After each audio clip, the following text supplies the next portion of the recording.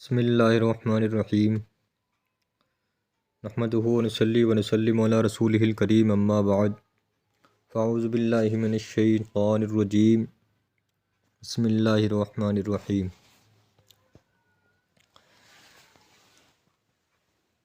آج کا سوال یہ ہے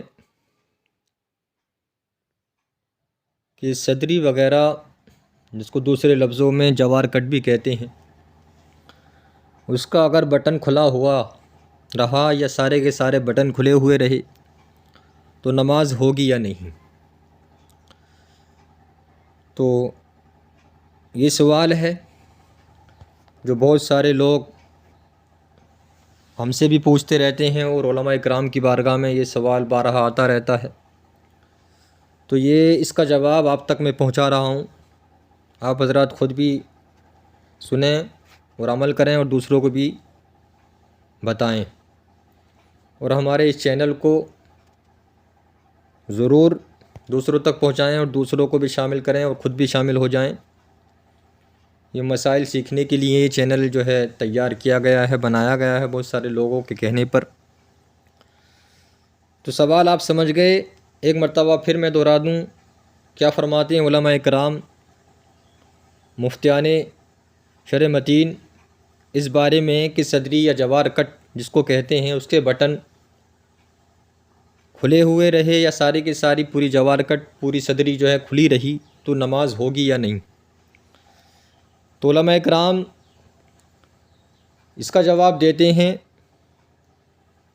کہ جواب یہ ہے کہ اگر صدری یعنی جوار کٹ کے نیچے کے، مثال کے طور پر نیچے کچھ کرتا وغیرہ یا اندر کوئی بنیان اس طرح کا پہنا کہ پورے کا پورا گلا چھپ گیا، یا نیچے کرتا پہنا اس کے بٹن لگے ہوئے تھے، اس کے بعد صدری پہنی تو اس کے بٹن اگر نہ لگائے تو نماز کیا ہے، درست ہو جاتی ہے۔ مگر نیچے کرتا پہنا تھا، اس کے بٹن بھی نہیں لگے، اس کے علاوہ نیچے جو گول گلے کا بنیان ہوتا ہے وہ بھی نہیں پہنا تھا، اور سارے کے سارے بٹن کرتے کے بھی کھلے تھے یا اوپر کے بٹن کھلے تھے، اور جوار کٹ صدری وغیرہ پہنی تو اس کے بھی بٹن کھلے ہوئے رہے، پوری کی پوری جوار کٹ کھلی ہوئی چھوڑ دی۔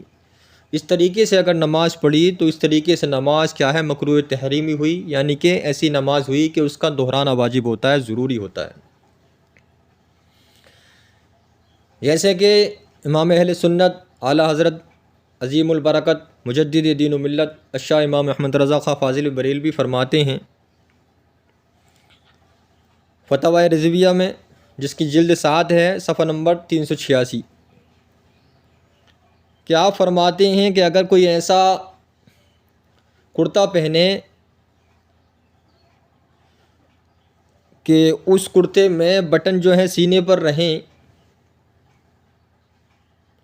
اور اس کے جو بٹن ہیں وہ بٹن ایسے ہوں کہ سینہ وغیرہ کے جو بٹن تھے وہ کھلے رہے، تو اس کے بعد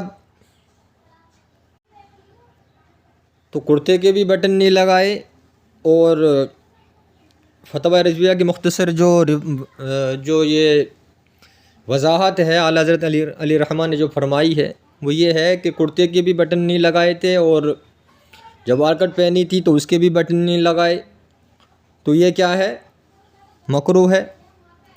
اور اگر نیچے پہنا ہوا تھا اس کے بٹن لگے ہوئے تھے، وہ گلا پورا ڈھکا ہوا تھا کرتا پہننے کے بعد، تو اب کیا ہو گیا، اس کا گلا چھپ گیا ہے، اب کیا ہے، نماز میں کوئی حرج نہیں، نماز درست ہو جاتی ہے۔